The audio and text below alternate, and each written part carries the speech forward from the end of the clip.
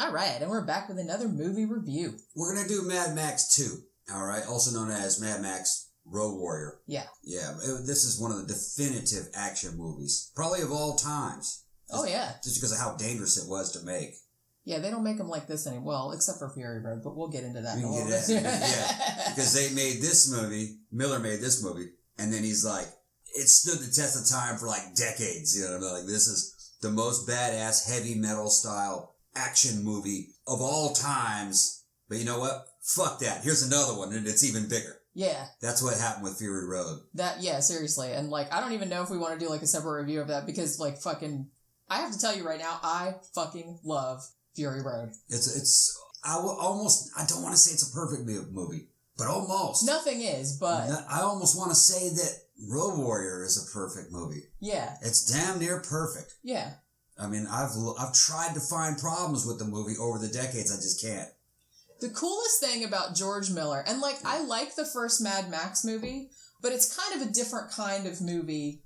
Then it's funny because the first Mad Max movie, which was like a huge success in Australia, obviously, and in a lot of other countries too, it was kind of a cult movie in the U.S. Yeah, it bombed in the U.S. actually. Yeah. Because of the studios. They dubbed it. They dubbed it from Australia because they said, well, people won't understand. It's like some genius in the studios somewhere. Well, one, it's like Mad Max, and maybe the first Mad Max, you can make the argument, but like you don't really have to know what they're saying. I mean, one, yeah, you can understand it because we got the first Mad Max, we have it on Blu-ray now, and they restored the original soundtrack with the original actors talking, which thank Christ they did that. Yeah, because it's a lot better. It's a lot better in the original. And I had no trouble understanding what they were saying. So, that was just some American dudes in the studios they're thinking. Fucking high. I think during the time, foreign movies were equated with cheap. So, right, yeah. So what they did was if the studio bought a foreign movie, they tried to dub American dialogue onto as it a matter of course, and try to make it an American movie. Bad idea, because Mad Max is the perfect Australian movie. Yeah, it embodies Australia. Yeah, it's all outbacky.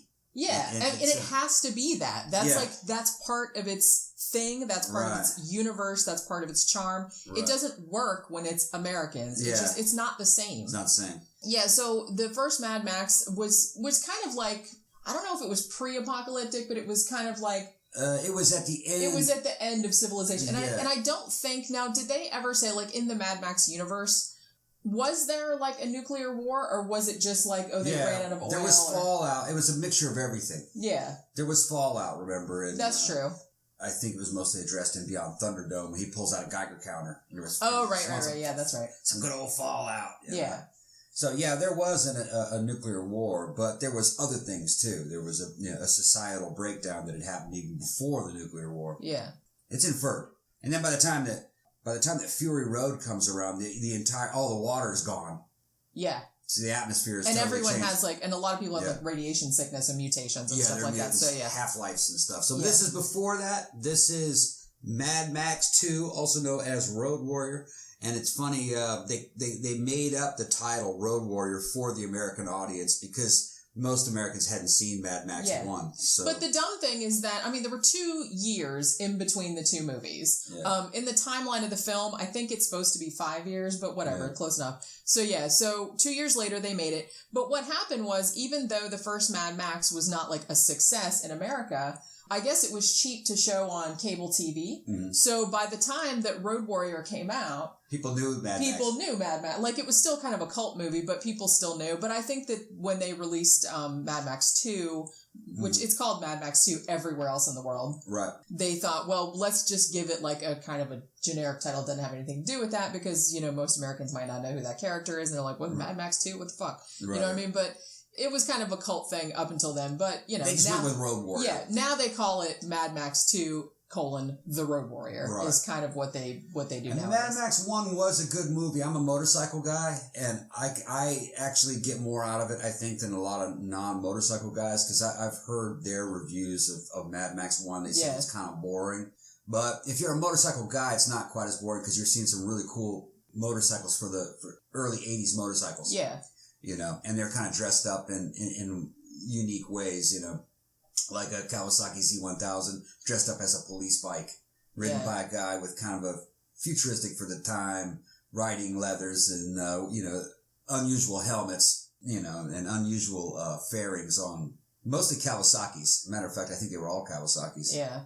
I think Kawasaki gave them a bunch of motorcycles to make the movie with. Yeah. Anyway, that was George Miller's very first film, Mad Max 1. Yeah. And it is boring. It was in certain ways where that probably was supposed to be maybe about a half-hour movie that they stretched out to be about 90 minutes. Yeah, I can see maybe how. Yeah, kind of like but there were a lot of movies in the 70s that were like that.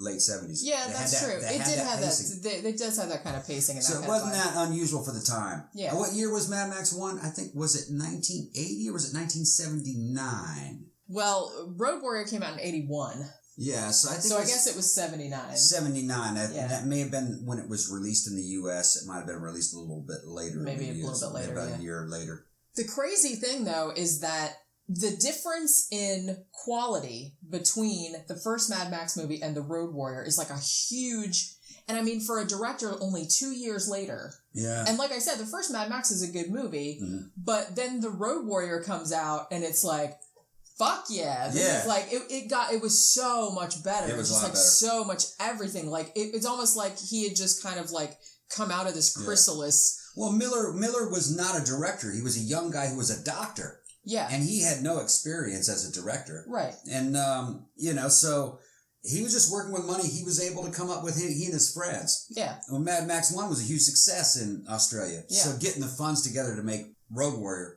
was a lot easier. He had a much bigger budget. And by then, I think he'd really honed his craft. Oh, yeah. Because this movie's action-packed and it's nonstop. Oh, yeah. And on a mythical storytelling level, Road Warrior is damn near perfect. It's packed with a lot of really cool subliminal messages and a lot of tropes. Well, I think George Miller is really one of probably the top 5 filmmakers that I think they should show in film schools to illustrate the principle of show, don't tell. Yeah.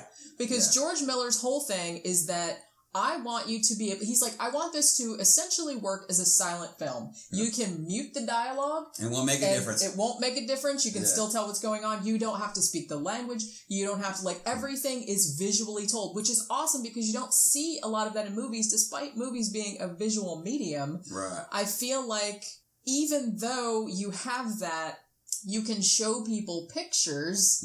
People still have too much exposition and gets weighed down with stuff like that. George Miller does not fuck with that. No. He's just like Road Warrior.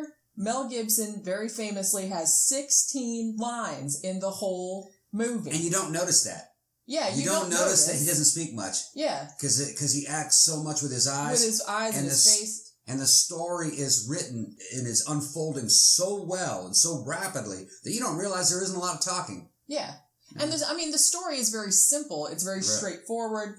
And like I said, that's kind of one of the best things about it is that you don't need a lot of expository dialogue. So much of it is told through these little visual details and through people's body language and their expression. And you can kind of infer a lot of things just by what you're looking at. Yeah. Now, when Fury Road came out, some friends of ours didn't like it. They didn't think it had a story. But I think there's a lot of generational differences. Some of the younger people grow up where they're totally immune to imagery. And I think they're in a theater looking at their cell phone and answering messages on Facebook on their phone. And they're not even really looking at the screen. So a story that's being told visually, I think eludes a lot of people today. Maybe because they're not really paying attention. Because they're so ADD. They're so ADD that they're not even watching the images. They're just trying to listen for dialogue. Yeah. And, in a story like this, you don't really need dialogue. Yeah, you definitely don't. You have to watch what happens. Yeah. And some of the younger millennials, I don't think get that. Yeah, maybe some. I'm not going to say all because there are some young guys that just busted a nut over this too. If you look at it over. Well, yeah, that's what I mean. Road, that's what I was going to say is if you go and watch some millennial age reviewers, they fucking love The Road Warrior and they fucking love Fury Road too. Well, the ones that reviewed it did. Yeah, true. Yeah, so I think there was, we know people that watched this that didn't get it. True. But that said, the coolest thing about The Road Warrior obviously is the fucking action, the stunts, right? The movie is just fucking bonkers. Yeah, these movies were made in a time where dudes would actually get killed making the movies. Yeah. Or get seriously injured. I mean, you get hit in the head with a motorcycle.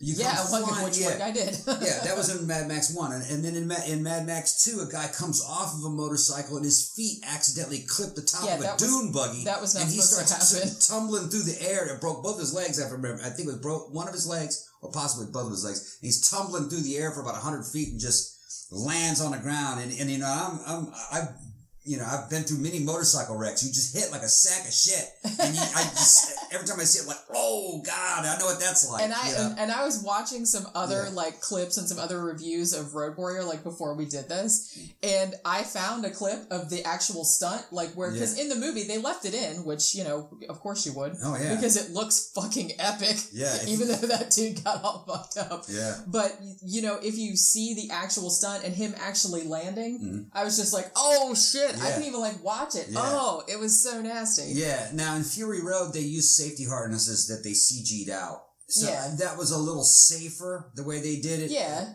You know, they got a little more mature, you know, and it's no longer the 70s or the 80s. You know, although I'm still amazed that nobody got killed on Fury Road, even though they had safety harnesses. Yeah. Because it looked like in a lot of those stunts, I don't think safety harnesses really would have helped. But in Road Warrior, you could actually tell that they're jumping off the back of a motorcycle and climbing up the side of a 18-wheel truck. Because they're crazy. Yeah, and they're running across the top of a truck, you know. Yeah. And they really are wrecking cars. And you see the guy in behind the wheel going through a roll while the car is just disintegrating, and he's in there. And, you know, these are stuntmen, but a stuntman is just a dude who's nuts enough to do it.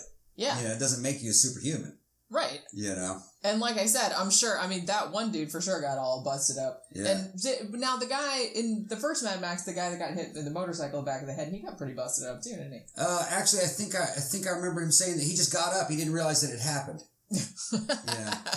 He said evidently it looked worse on film than it did. It really did, because it happened so quickly. Yeah, all right. Yeah, the motorcycle, he had a helmet on, motorcycle's front tire hit him in the back of the head, and it kind of shoved his head down into his chest, and it was pretty neat. A lot of good motorcycle wrecks in all of them, actually. But Mad Max 1 had some good motorcycle wrecks. Yeah. But like I said, I mean, Road Warrior, and really until Fury Road came out, I kind of think Road Warrior was like the quintessential. I don't think anyone had topped, as particularly the vehicular stunts in that. I don't think were topped until Fury Road came out, which was also George. Because Beyond Thunderdome wasn't really as vehicle based. It was a little more story based. Yeah, it's a good movie. I did not like it as much. It's my least favorite. Yeah, mine too. Of them, but it's worth watching. Yeah. It is Mad Max in the Mad Max world. Yeah. One of the things that I've noticed about these movies that escapes a lot of people is that each one of these stories, except for maybe the first one, each one of these movies is a tale being told to you by someone else. And they're told to you almost in a religious mythology. Yeah. Like at the end of Road Warrior, you find out it's the feral kid who's told you this whole story, and he was the leader of the 5 tribes. Right, yeah. You know. And then you find out in Beyond Thunderdome that the whole thing is being told to you by the girl who is the priestess of the Airplane Kids. I forgot, what the name of that little tribe was. She's telling you this story. Right. Is that how Captain Walker got them to the city where they were living. And then Fury Road actually ends with a quote from some kind of a futuristic, post-apocalyptic religious book.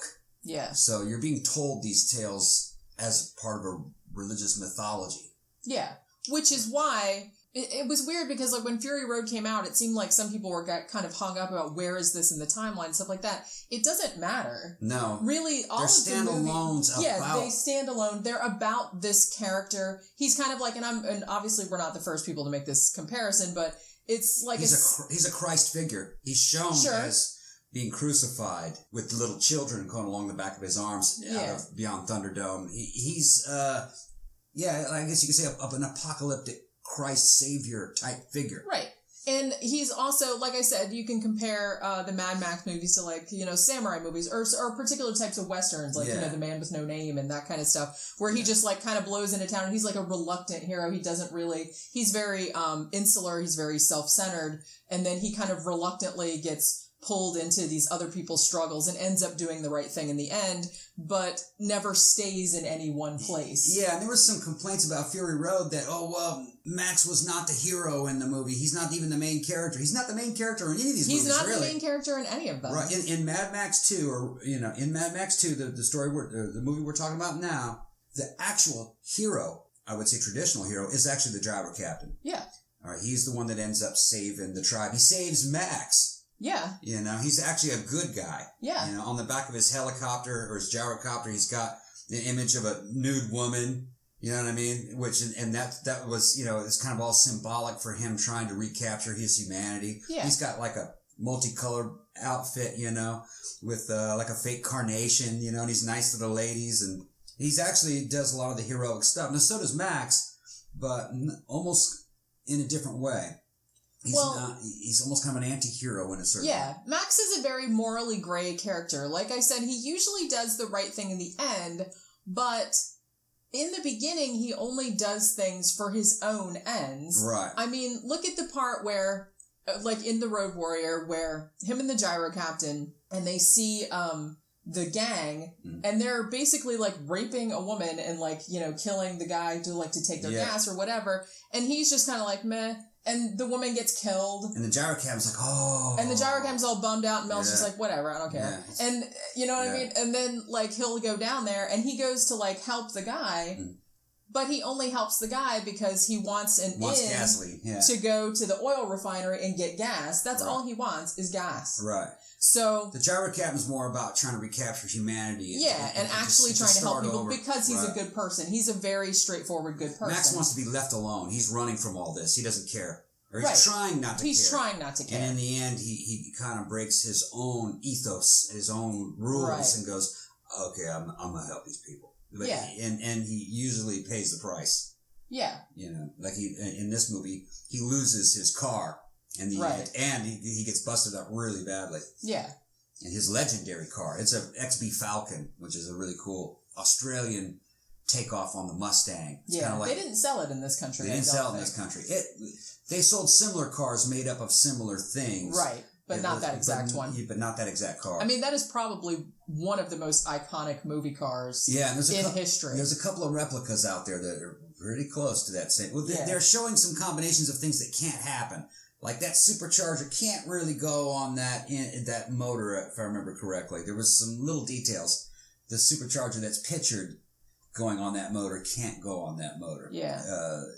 They're using a dummy supercharger and a real in some shots and a real supercharger in other shots. Yeah. Some guys have tried to recreate that car. You run into some problems, but I'm not totally well versed on it, but it's just off the top of my head from what I remember. Yeah, but the car almost becomes a character in itself, really. Yeah, it's kind of like it's like a hallmark of the series. Yeah, and whoever's telling you this story in each one of these movies, this car tends to appear and then it is destroyed. But then in the next movie, you see this car again and then it's destroyed. Yeah. So.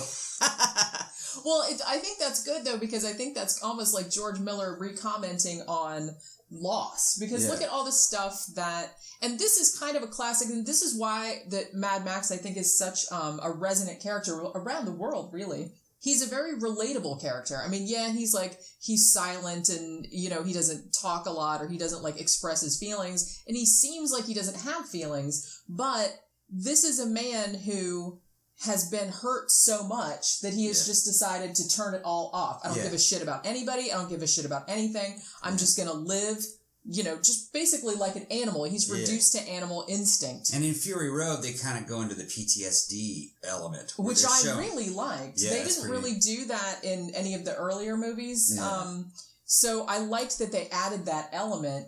Yeah. Where you can actually see his suffering and see how much all this stuff was still haunting him. Yeah. I mean, you kind of got a little bit of that in The Road Warrior because he looked like a very, you could infer that, because obviously if you saw the first movie, and actually at the beginning of Road Warrior, they show a flashback, they show clips from the first movie in case you didn't see it. They show his wife and baby getting killed. So you know that he's been through some shit. Right. The cool thing about Fury Road is that, in a lot of his flashbacks and stuff, those are, different people. Yeah. So you can almost infer that might not even have been his original family. He might have gotten other, hooked up with other family members later on. Because, like I said, the timeline is not, it doesn't matter because these are like mythological tales told about this person who kind of swept in, helped us, and then was gone. Like a thief in the night.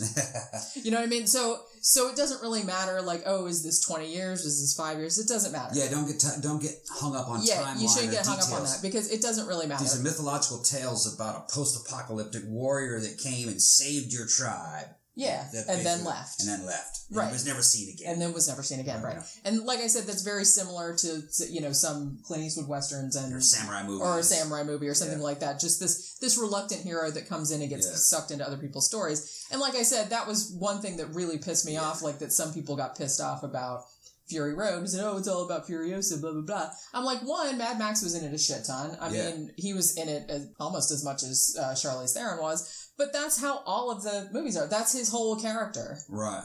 Is that he comes in and he doesn't want to help. Like, initially he gets into it for selfish reasons. Yeah. But then he kind of ends up getting a little bit of... And it happens in The Road Warrior where he kind of develops some feelings for the feral kid because he remembers his own kid. And, at first he's kind of like, go away, kid, or whatever. By the way, I love the feral kid. I don't like kids in movies generally, but that kid is fucking awesome. Yeah. I love, like, his big, like, pumpkin smile and all this. That kid's fucking rad. Some people don't understand what they're seeing, Max didn't want to get involved with other people because from his point of view, they were going to die anyway.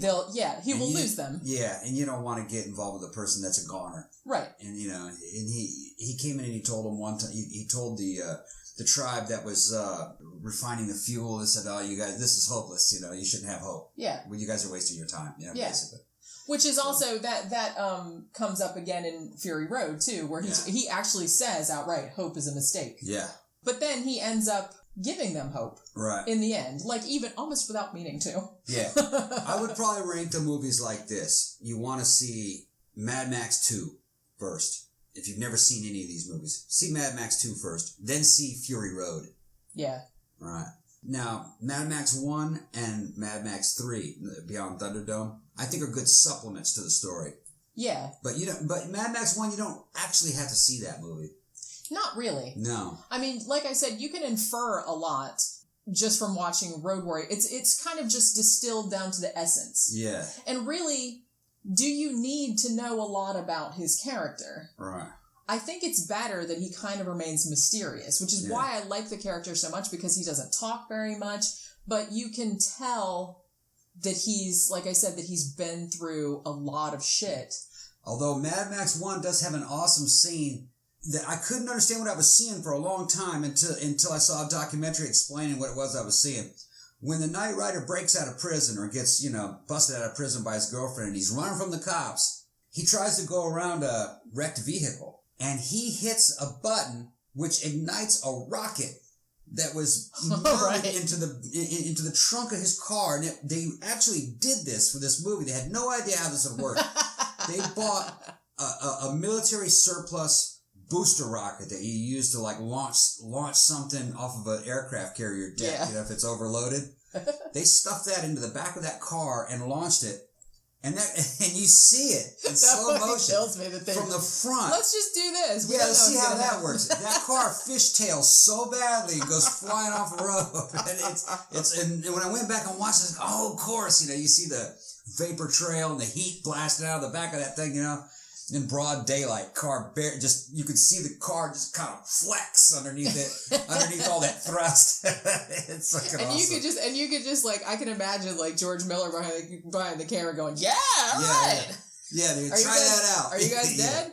Yeah. No? Okay, awesome. There's a lot of cool stuff. George Miller is clearly a crazy person, but in the best possible way. You could probably take Mad Max and take the first 15 or 20 minutes of Mad Max 1 and then take the last 15 minutes of Mad Max 1 and cut out all the stuff in the middle and then splice the ending and the beginning together, and it's an action-packed movie. Yeah.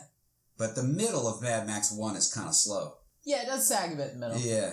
Because like I said, I mean, I really like the first movie, but it's not like the other ones. Yeah. It's not an action movie. It's not action. There's a lot of action in it, but it's not a straight-up action movie. You could tell that they didn't have the money. Yeah. You could tell that. So it's kind of and like you said, it's probably good. You should watch Road Warrior, watch Fury Road. Yeah. That's kind of all you need to know about the character. Now, Miller, I don't know, if Miller's straight or not, but I've noticed that if he's straight or gay or whatever, but I've noticed that every Mad Max movie has a leather daddy. At least one leather daddy in it. Yeah, I kind of wonder about that. Mad Max's boss, chief of police, named Fifi, and he was a big cop, bald cop with a mustache, wearing all leather. Remember that, walking around shirtless with a... And there's some leather daddy issues going on there. And obviously Wes in Road Warrior, and Wes and his slave boy, the Golden Youth, I think, is what they call him. Now I don't know if Humongous is a leather. Well, he just has like the S&M. The S&M gear. But see, I don't know if that's just because I feel like in the 80s, a lot of bad guys in movies looked like that because that was something. I mean, now it's like everyone knows what S&M gear looks like. Everybody, but back then it was very taboo. It was still underground, and so I think since they were trying to make them other and they were trying to make them villains, they're like, well, what's the best way to do that? Is you can make them look really disturbing and scary by putting like mohawks on them, because they did that a lot in the 80s. Like all the bad guys looked like punks. Yeah, even though punk rockers in those days were like 110 pounds. That's what I mean. Even though, and I came from that kind of scene, so I hung out with a lot of punks back in the day. I'm like, they were like the nicest people ever, like all the goth people and all the punk people and the death rock people, and it's like those are like the nicest people ever. They would never be villains. Why would you be villains?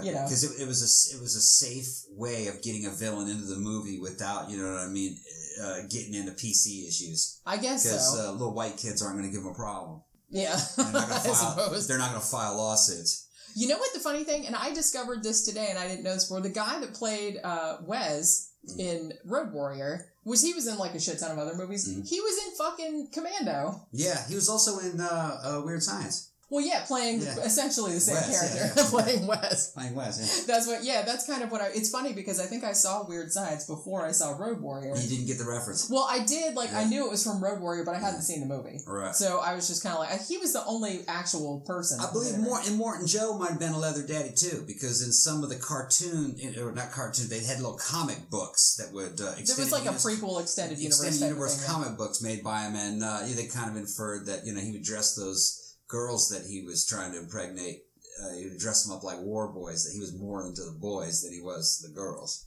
It did kind of seem like that, Because he only had the women around for breeding stock, basically. I don't think he was super into it. Yeah, and, people don't realize that those girls volunteered for that.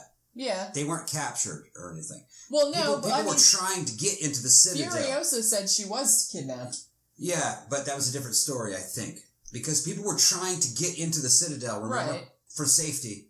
I don't think that's a different movie. Yeah. But I don't think that those girls were captured per se. But I don't think they were free to leave. Well, no, of course they weren't. He kept them locked in a vault. Well, the Extended Universe comic books said that there was kind of like a contractual agreement involved with this, is that they were taken in and they had 3 or 4 attempts to get pregnant. And if they failed, that they were kicked out. Yeah. But like I said, I'm not sure if that's what ended up happening to Furiosa, because she straight up says in Fury Road that she was kidnapped. She was kidnapped. And they don't say this in the movie, but I inferred that she had maybe been one of the breeding stock in the beginning, and that maybe she didn't get pregnant or she couldn't get pregnant. So they got rid of her. So they got rid of her, but then she was kind of badass or good at other things, so they let her be in the territory. And I don't know whether or not she lost that arm or if she was born without that arm. Yeah, I'm not really sure about that either. But see, that's the cool thing, and that's the cool thing about Road Warrior, and that's the cool thing about Fury Road, is that so much of the story, like so much of these little details and stuff, it just implies a much larger universe, but they don't really explain it. Right. Like, how did Furiosa lose her arm? We don't know. Yeah. But it's an intriguing thing to think about. Yeah. But these are excellent movies, and there's a lot more to them than people give them credit for, you know what I mean? Especially Mad Max 2 and Fury Road. There's a lot to the movies, and if you never watched them, this is an entire series that you guys should take a look at. Yeah, and I mean, like I said, Road Warrior, up until Fury Road came out, probably one of the best, well, not even probably, one of the best action movies of the 80s. Oh, yeah. Easily. Yeah. Easily. I would say up there with Die Hard. Yeah.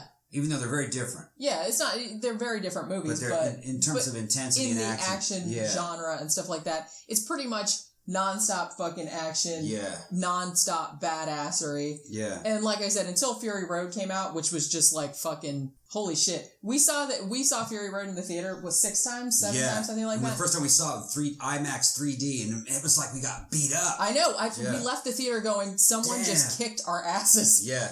It just pummels you, like the whole time. It's just pummeling you the whole time. What was great is that Miller was like, "Oh, you thought Mad Max 2 was cool? All right, yeah, fuck that. Check this out." Yeah, you know what I mean? I can imagine, like my whole like visual of this movie was like George Miller, who's like an old man now. Yeah, he was like in his 70s, showing these young fuckers how to make movies. Yeah, I pictured him just like there's like a fucking huge like mushroom cloud behind him. He's just like walking away like chewing gum or some shit like that, like walking away. Now there's supposed to be more. There's supposed to be more movies coming. That he's handed reins over to a guy who understands the genre and who he trusts to. I mean, I hope get these movies done. And evidently, this guy who's doing it basically kind of did Fury Road. Okay. That he did a lot of Fury Road. It would be hard to top Fury Road. I mean, seriously, easily one of the best movies. Not even action movie, the best movies that I've seen past fucking 10 years, 20 years. Fury Road actually restored my hope in the movies. Yeah, it did. That you could go to a movie and see a badass fucking movie. And I've heard other reviewers say the exact same thing, that it's like this restored their faith in the medium. Right. Because you go to see it and you're like, I never thought that I would see a movie that, I mean, I could fucking cry at how fucking good that movie is. It's fucking epic. It doesn't speak to everybody. Remember, we took that one couple with us, and some people didn't care for it. But seriously, I mean, we saw it 6 times in the theater. We bought it on Blu-ray, and we watched. And actually, when we rewatched The Road Warrior for this, I was like, man, I want to watch Fury Road again. It made me want to watch Fury Road again. Fury Road restored some hope. Blade Runner, the new Blade Runner movie, kind of restored some hope. That movie looks really good. I like that movie. So far, my favorite movie of the year. We need to go see that before that's out of the theater. Is it still in the theater? I think so. We need to go see it before it goes out of the theater. Yeah, that's my favorite movie that we've seen this year so far. And some people will say that Force Awakens wasn't any good. I liked Force Awakens. I really liked it too. Because I expected it to suck. Yeah. I went into it thinking it was going to suck because, prequels, you know how that goes. Yeah. But I was like, yay! Yeah. It didn't suck. It was awesome. Rogue One was good too. I really liked Rogue One. It didn't give me that Star Wars fix. The trailers on this new one, what's it called? Last Jedi? Yeah. That looks good too. We're going to see. Yeah, it looks good. It does look really good. Yeah. We should do a review. I mean, I know we don't really do new movies unless we're talking about, like I said, we just did Fury Road, which came out a couple years ago, but only in relation to the Road Warrior. And really, they're kind of Road Warrior and Fury Road are kind of two sides of the same coin. It's a very similar story. Yeah. Like, it's a similar structure. It's almost kind of like Road Warrior is like the gritty. Yeah, it's real gritty. Low budgety kind of. Fury Road has a nice color palette to it. They've incorporated more elements into it. And the cars are a lot better. Like, I wouldn't call the Road Warrior a work of art. Fury Road, I would not hesitate. Yeah. Every frame of that movie is beautiful. Yeah. And even it's like an opera. Even the CG, which they had to put some CG in. There's not much, but they had to get rid of the damn tire tracks. I think it's only like 5% CG. They had to make a car get sucked up by a tornado. Like a sandstorm. But man, even that looked good. Yeah. And some of the stuff that people thought was CG out of the Fury Road isn't. Like all the stuff flying off that car, that comes toward your face. That comes toward your face. That's actually live action. They did wreck that stuff. They wrecked that thing. And that stuff, rig. And the way that car flew apart was funny looking. It did look like it was fake. It wasn't though, because we watched the behind the scenes. Yeah, we have it. That stunt happened pretty much the way you see it. Yeah. Maybe they enhanced the color and stuff like that, which they do on every movie. Right. But you can see in the fucking behind the scenes shit, they flipped that fucking truck. Yeah, and that guy is playing a guitar on the front of that car on that stage. And that is real fire. Coming out. Because I think some people thought that was CG fire coming out. No, it's real. It's a flamethrower. It's a fucking flamethrower. Yeah. Every movie should have that. Yeah. Every movie should have that. And that dude didn't have any eyes. Yeah. I fucking love that movie so much. Now I want to go watch it again. Yeah, we got it. We'll watch it. I know. I haven't seen that movie in a long time. Because I was watching, like I said, I kind of get sucked into, like, I sort of watch other people's movies. I have to mention, the reason why we're doing this review is because I got Mad Max 2 or Road Warrior. I got it on Blu-ray. Yeah. The Blu-ray transfer looks excellent. It really does look very nice. It looks a lot better than it did on DVD. From 1981, they must have cleaned the shit out of this movie. Looks good. Because it looks so crisp and it looks really like all the colors and the landscapes and everything like that. I never saw this movie in the theater. No, I didn't either. And I mostly saw it either on VHS or cable. TV. Yeah. On those old cathode ray tube televisions that we had. I think I saw it maybe on DVD on a regular television. Right. But if you look at it on HD TV with the Blu-ray, God damn, it really does look very nice. I mean, they did a really good job. Yeah, and the soundtrack sounds a lot better. Yeah. Yeah. Well, that's like a big part of it. And, that with Fury Road, too, like a lot of the sound and the soundtrack, because they tell a lot of the story through the sound, too. Yeah.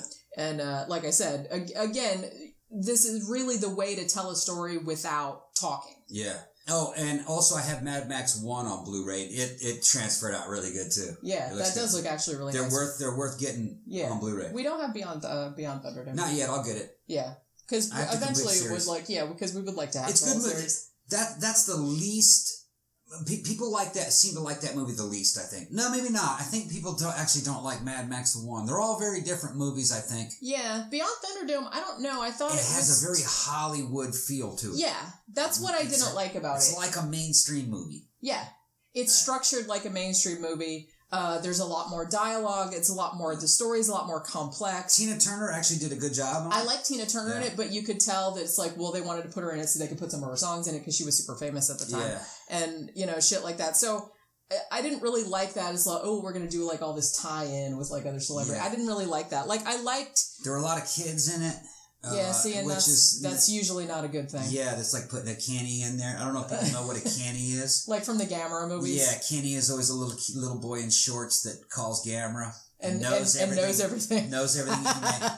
He can answer things that are just, that an adult would never know. Like, oh yes, well Gamera, he came from the solar system on the outside of the, how do you know this shit, kid? And they got, they're in the command center.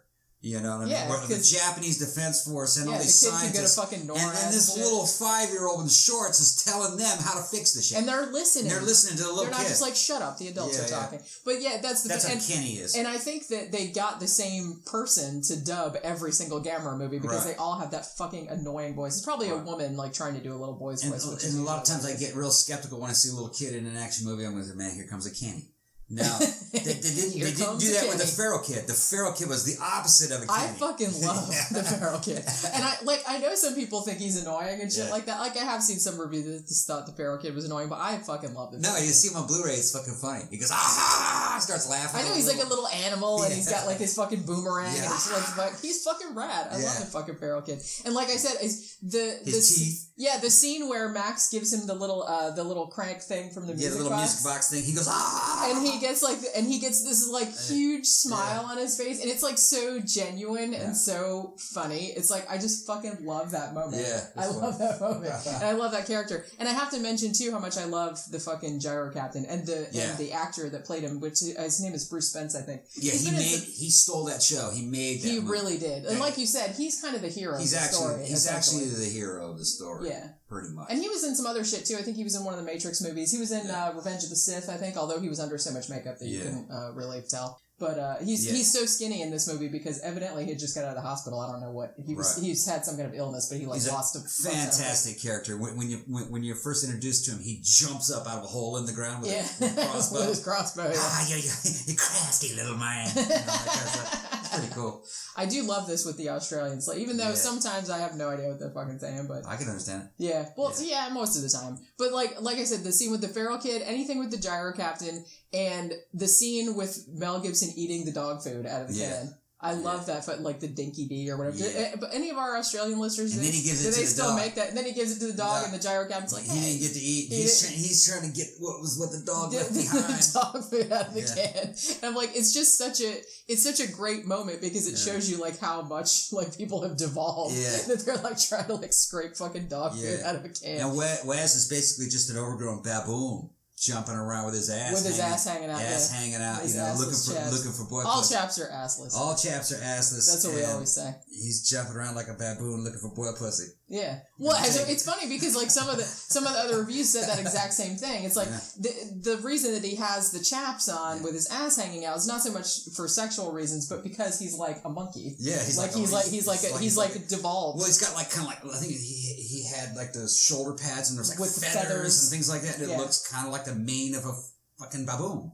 Yeah, I think a lot of the S&M running and jumping and a lot of the S&M shit from like and he had like the red mohawk like a bird crest type of thing. They're trying to make them look animalistic. Yeah, and showing flesh and like just having a little bit of fur and leather. And one man threatening another man with rape. Right. You know what I mean? It's kind of like some kind of Spartan warrior male homosexuality where, they're raping the defeated soldiers on the battlefield. Although they raped some of the women too. They raped the women too. They killed them. That was weird. They'll kill the women, but they keep the boys. Yeah, I guess so. They did that one time. That's how they did. But like I said, that's how they were kind of trying to establish the bad guys being more animalistic. And the people in the oil refinery were kind of more civilized, I guess. They had white clothes and they were more covered up and stuff. I just remembered something though. Humongous's troops, though, there were women in there. Remember the tent blew away? There were women in there. Yeah. It was just Wes. That was just Wes's thing. Yeah. Well, that's what I mean. And some people have said, maybe he was, he was, like, in jail in the old Unity. That was, like, his prison bitch or something, like, I guess. I don't know. Oh, and also, I should mention, too, and I think other reviewers have mentioned this, but originally, Lord Humongous was supposed to be... The Goose. Goose, yeah. Which... They should have done that. I don't know. Like, well, here's... It should have been like the goose fell to the dark side after he got burned up. That's kind of what the original concept was. Because, he got all burned up at the beginning, at the end of Mad Max 1. There was going to be a scene there where the goose recognizes Max and tries to get him to join his side, that kind of stuff. Right. And that would have been awesome. But I think they decided not to do that because I think Miller figured that a lot of the audience hadn't seen the first movie. Wouldn't know who Goose was, so they wouldn't understand the significance of. But he should have done it anyway, because that could have sold more Mad Max 1 videos, VHS tapes. Because people would know, what was that movie about? And you go back and see it. That'd been awesome, I thought. Yeah, I was kind of thinking about I like callbacks. Yeah, well, when I like saw that bit of trivia, I was I can't decide like whether I like that better or whether Lord Humongous was better. It's just like a standalone character. I can't decide. I think it would have been. Awesome. I mean, obviously, if it had been Goose, that would have been like really. That would have added like a lot of emotional weight to the story because here's like his buddy, like from the first movie. Right. He got all fucked up and burned up and everything like that. And he turned to the dark side. And then he turned to like a very Star Warsy type of thing. That might have been kind of cool. And his Lord Humongous's monologues to try to get people to surrender to him were kind of thoughtful. We have too much pain. We have all lost and all that kind of stuff. Remember? That was kind of the cool thing about his character. Like he looked like this big hulking villain, like with this fucking metal mask on and all this good, and he's all burned and fucked up and everything like that. But then, like when he talks, he's very like well spoken. Right. I liked that juxtaposition. Yeah. Like he wasn't just a brute. Yeah, and then the guys, the guys in the old army uniform with the samurai sword were like, "This Humongous sounds like a reasonable man." Yeah, which he does. Yeah, I think though, you just walk away. Yeah, just walk away. I think that I will call out my dogs of war. I think they would have killed him anyway if they'd walked out of there. I don't think you could have walked away. Well, that's kind of... I think he was lying. I think that was the implication. Right. That they're like, just walk on out of there, and then they'll just kill them all and take it. Because, if you are coming from a marauder mindset like that, you can't leave those people alive, because they'll try and sneak back in, they'll try to retake it. Yeah. I mean, as valuable as gas is in this universe... you wouldn't just like fucking take off because some dudes on a motorcycle told you to. Right. It's like, we're totally going, and then you'll go hide, and then you'll come back. Yeah, then you'll call up your troops and you'll go and like fucking try and run them out of there. Now, one thing the one criticism of this, and I wanted just to get your thoughts on this real quick before we end it. Do you think it's dumb that that when Max leaves the oil refinery's car, he basically drives right into the bad guys' area? Is it just because he's being stupid or because he's being cocky? No, I think the way it was shot, I think you're inferring that that's what happened. Because of how he gets fucked up like immediately. I think what had happened was the entire camp had been surrounded. So there was no way out. Yeah, because I have heard other people like, why did he drive like right through the fucking camp, and then like they fucking wrecked his car, they killed his dog, they didn't spoil. I think Mad Max 2 also had some, budgetary limitations. Yeah. I think Humongous's army I think they wanted it to be bigger than what it really was. They didn't have enough money. When you see it, it's probably only about 50 guys. Yeah. And maybe about 20 vehicles. All right.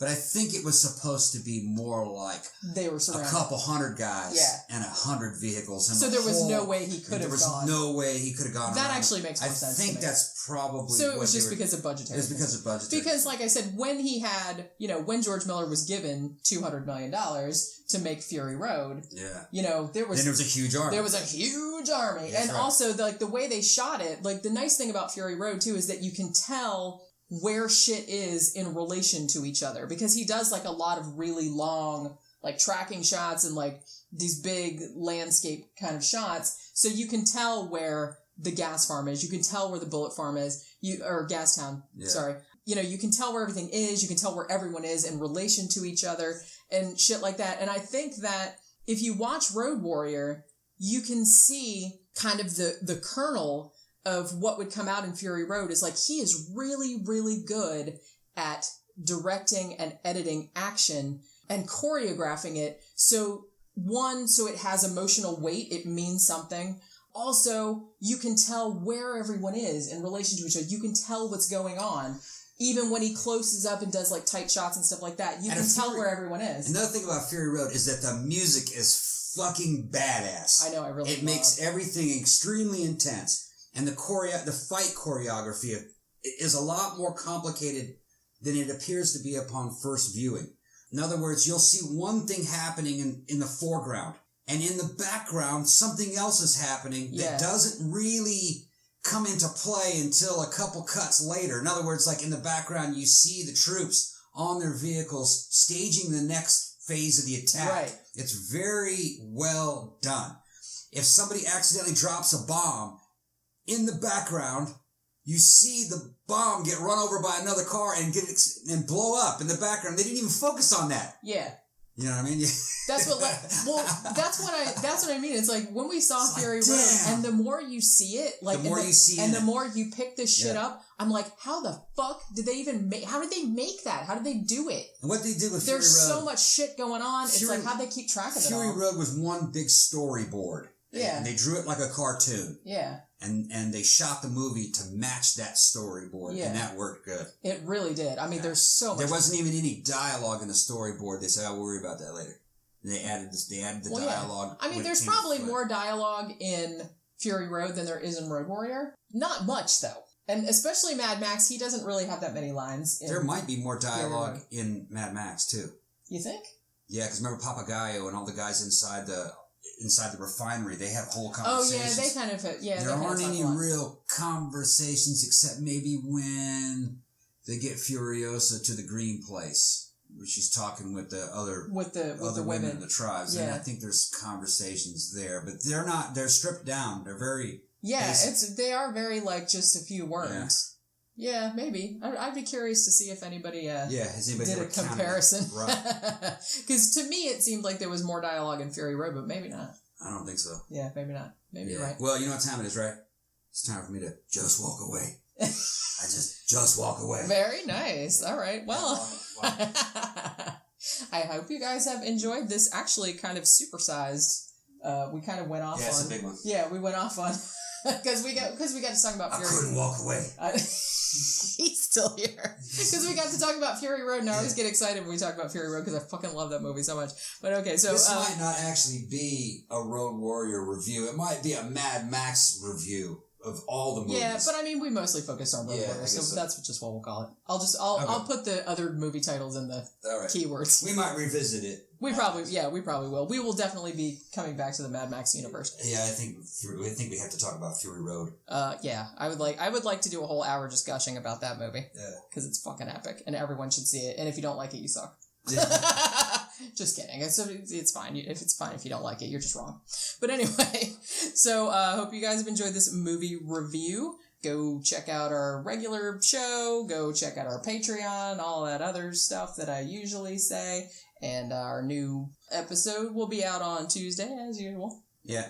And that'll do it. Just walk away. Yep, there you go. Bye.